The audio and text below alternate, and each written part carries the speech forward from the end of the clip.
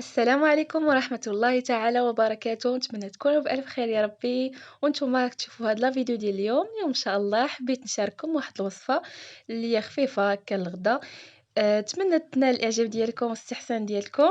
وقبل ما نبداو تحضير الوصفة كنتمنى منكم تشتركوا في القناة وتضغطوا على الجرس باش توصلوا باي جديد من القناة. اليوم ان شاء الله جيت معكم وصفة الحوت كواري هكا في الطاجين كيجي زوين ومقادير اقتصادية، يعني شاركته معكم يعني هكا غديوة خفيفة. نتمنى تنال الاعجاب ديالكم كيف ما قلت.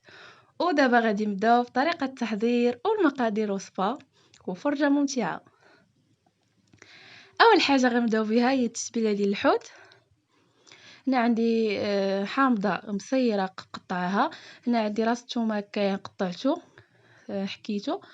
وهنايا العطريه، هنا عندي 2 معالق سكينجبير، 2 معالق الخرقوم، الكمون، التحميره، معلقه البزار والملحه. وهنايا عندي الزيتون نص مقطعه ونص مخليه هكاك، القزبر والمعدنوس والزيتون مشرم الحار. بالنسبه لهنايا عندي السرد ديال الحوت. هنايا عندي 2 كيلو اللي غسلتهم مزيان ونقيتهم وطحنتهم مزيان. ودابا غنبدا في التتبيله.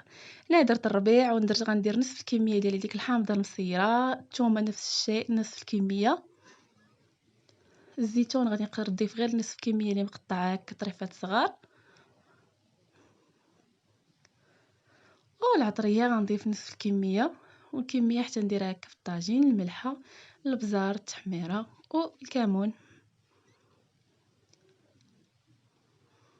وغادي نخلط الكل جيدا حتى تدخل لديك العطريه كامله. انا هنا ما غنديش في الزيت، غادي نخلطهم مزيان حيت الزيت ما كيخليوش داك الحوت ولا اي حاجه في اي حاجه بغيتو هكا تخليوها مرقاده، سواء الدجاج سواء اي حاجه ما تضيفوش الزيت. غنخليه هكا مرقاد. انا خليته ساعه، الا عندكم الوقت خليوه اكثر، غطيوه هكا بلاستيك غذائي وخليوه هكا كيشرب هذيك العطريه مزيان باش يجينا هكا بنين. بالنسبه للحار الا بغيتو تضيفوه ضيفوه، انا ما استعملتوش، يعني كيبقى الحار على حسب الذوق ديال كل واحد. انا راه كنت معصره فيه واحد شويه الحامض فاش طحنته. كيف ما شفتوا دابا غادي نغطيه بكيس بلاستيكي وغادي نخليه يرتاح. لا عندكم الوقت غير خليوه هكا يرتاح. انا خليته ساعه عاد بديت كنخدم فيه.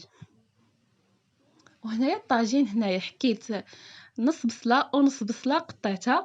هنايا درت 6 ديال المطيشه حكيتهم بعد ما حيدت ليهم الماء.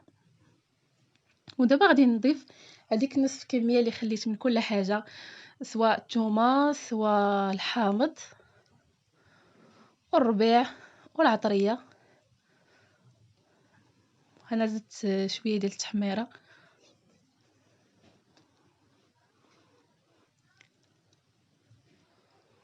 والربيع ونخلط الكل جيدا. غادي نحطوه هكا في فوق البوطه، يعني العافيه مهيله حتى تذوب معنا ديك البصله وداك الشيء ويتشحر مزيان. هذيك الساعه نبداو نضيفو الحوت. هنا ضفت الزيت تقريبا واحد معلقه ونص ديال الزيت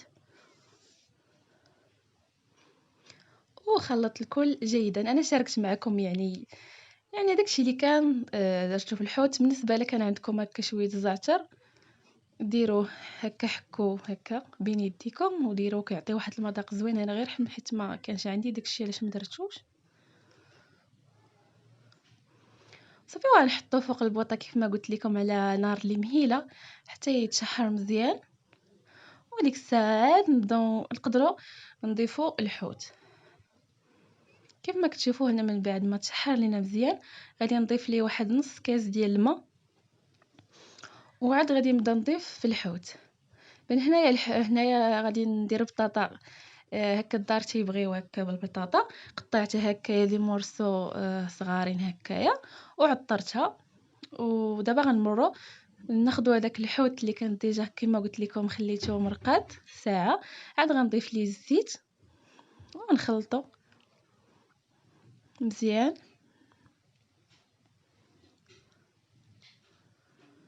وديك الساعه غنبدا نكور فيه، يعني الحجم كيبقى لكم على حسابكم نتوما، يعني ديروه سوا صغار سوا كبار، يعني اللي بغيتو. ودابا غنتلاقاو من بعد ما غادي نكمل الكميه كامله. هنا من بعد ما ساليت الكميه ديالي كامله دابا غادي نمروا باش نستفها في الطاجين. كما قلت لكم الحجم نتوما اللي كتحكموا فيه، ديروهم سوا صغار سوا كبار. هنا من بعد ما غلى لينا مزيان غادي نستفها ديك البطاطا كامله، غنديرها لتحت. انا كي ديك اللي قلت لكم نص كاس ديال الماء حتى غلا مزيان عاد ضفت البطاطا. هنا ما ضفت البطاطا كامله، غادي نحط دوك الكويرات نستفهم يعني عادي الطريقه العاديه. انا بغيت نشارككم اليوم الغديوه هكا خفيفه تقدروا ديروها. كما قلت غنستف الكميه كامله. الحوت ما تكثروش ليه الماء بزاف، هو اصلا تيطلق الماء، يعني يكفي غير تنقصوا البوطه عليه وتخليوه. يعني كما قلت راه هو تيطلق الماء، نقصوا البوطه هكا العافيه اللي مهيله، واصلا بالزربه تيطيب يعني ما كياخذش وقت، يعني غير على حساب البطاطا لتحت طيب وصافي. نكمل الكميه كامله ستفوها، وغادي نوضع داك الزيتون اللي كنت خليت في الاول.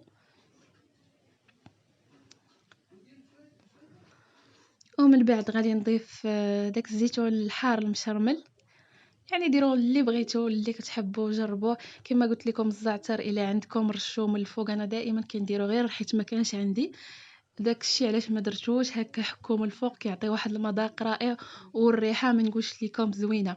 كما شفتوا غادي نحط داك الزيتون المشرمل من الفوق. الا عندكم هكا طوماط سوريز ديروها، الفلفله اللي بغيتو. انا خليته هكا يعني عادي، زينته غير بالزيتون وصافي. او هكا باش تنسمو كتار ديروا واحد ورقه سيناموسا حتى هي كتجي تعطي واحد المذاق زوين. وصافي دابا غنسد عليه كما قلت لكم على عافيه اللي مهيله. الا هكا شفتو بدا ينشف معكم زيدوا واحد شويه الماء، انا غير محتاجينش نزيد الماء بزاف. وهنا من بعد ما طاب لي الطاجين ديالي خليته على عافيه مهيله. كيف ما كتشوفوا انا وريته معكم هو سخون. كيف ما كتشوفوا كيجي زوين. كنتمنى بوصفه اليوم تنال الاعجاب ديالكم. وصفه لي سهله وسريعه هكا كما قلت الغدا، نتمنى تعجبكم.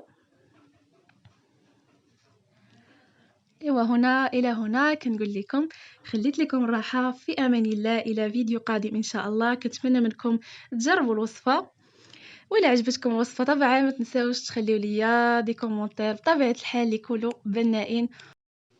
وشكرا.